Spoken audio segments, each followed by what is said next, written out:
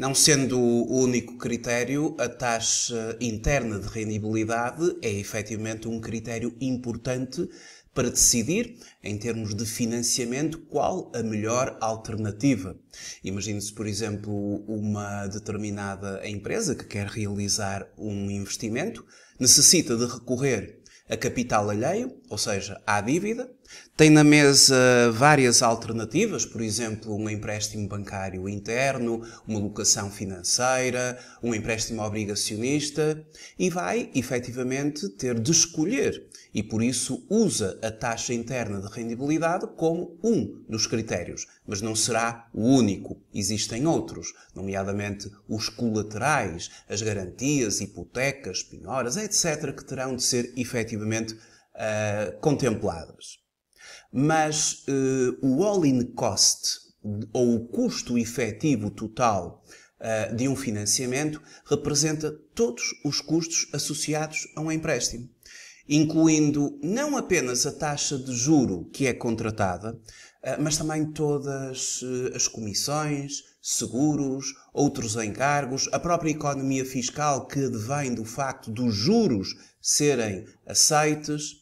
Este conceito do all-in cost é fundamental porque permite compreender quanto realmente custa o dinheiro emprestado, indo além da simples taxa que é anunciada pela instituição financeira.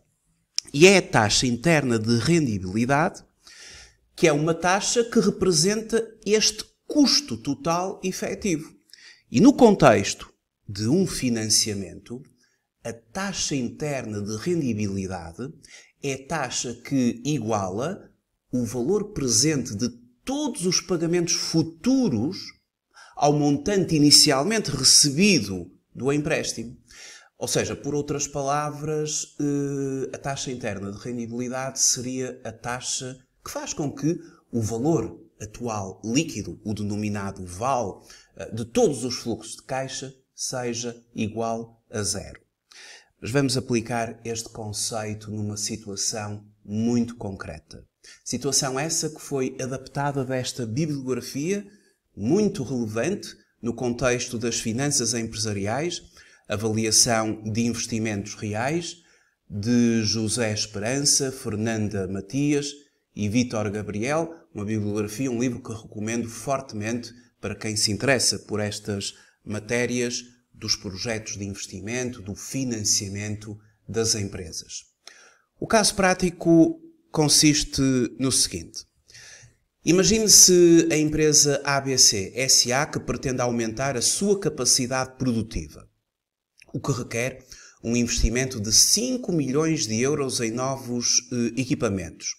Estes serão financiados com capital alheio no montante de 40%.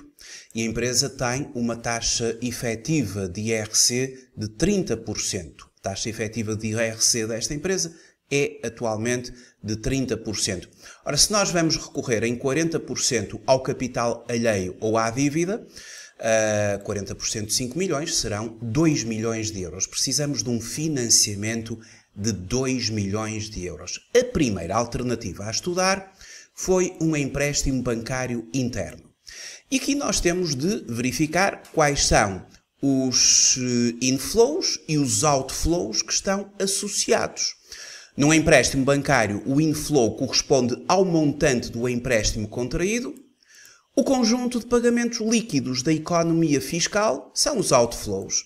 E é calculado da seguinte forma: amortização do capital, mais juro, mais o imposto de selo sobre juros, o efeito fiscal do juro, o efeito fiscal do próprio imposto de selo, aqui os efeitos fiscais a deduzirem, como é lógico. Então vejamos o caso do empréstimo bancário. Eu estive aqui a elaborar o mapa do serviço da dívida do empréstimo bancário. Temos a primeira grande entrada, que são os 2 milhões de euros, o valor emprestado pelo banco, e depois os vários outflows ou saídas de caixa que vão ocorrer ao longo dos 5 anos que o empréstimo bancário vai efetivamente ter. Qual é a taxa interna de rendibilidade aqui associada? Pegando no primeiro inflow e nos vários outflows associados ao longo do tempo, calculamos então a taxa interna de rendibilidade através da função da TIR do Excel e contemplando aqui todos os fluxos de caixa positivo e negativos associados, 5,824% é a taxa interna de rendibilidade aqui associada ao empréstimo bancário. Temos agora em mãos a possibilidade também de uma locação financeira. E numa locação financeira, o inflow corresponde ao preço do bem locado e o conjunto de pagamentos líquidos da economia fiscal são os outflows. E estes são calculados, ou seja, a empresa vai ter de pagar amortização de capital, juro e o efeito fiscal do juro, porque o juro é fiscalmente aceito e ele gera uma economia fiscal. No caso concreto desta empresa, 30% de taxa de juro, de taxa de imposto efetiva, portanto será a economia fiscal que vai ser contemplada. Mais uma vez fizemos o mapa do serviço da dívida aqui da locação financeira. Aqui a contratação é ao nível de semestres e produzindo os outflows e os inflows associados a este contrato, temos aqui em coluna a entrada e as saídas de fluxos de caixa associadas ao longo da vida do contrato de locação financeira, do período do contrato de locação financeira. E a taxa interna de rendibilidade associada aqui, ou seja, contemplando todos os fluxos, é de 2,253%.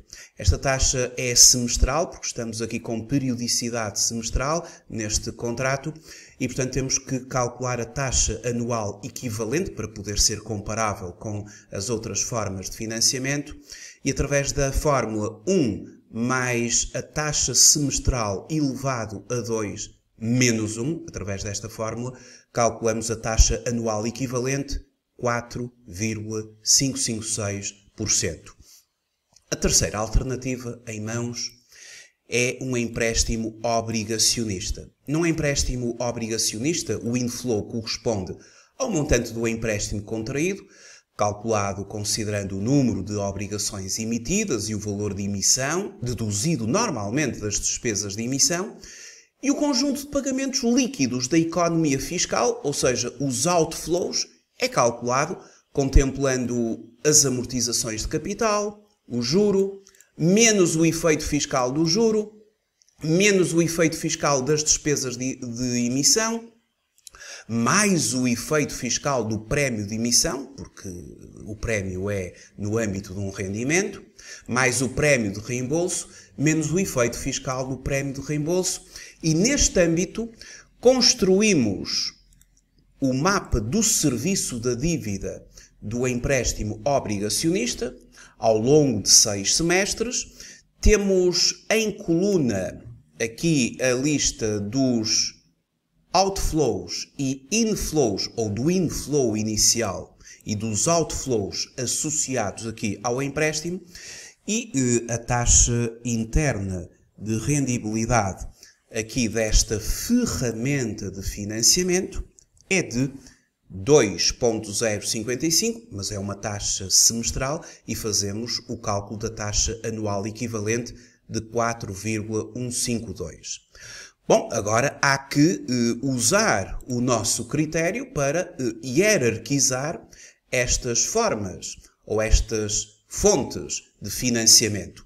O empréstimo obrigacionista é aquele que apresenta um all-in cost menor. A taxa anual equivalente é de 4,152, a locação financeira 4,556 e o empréstimo bancário 5,284%.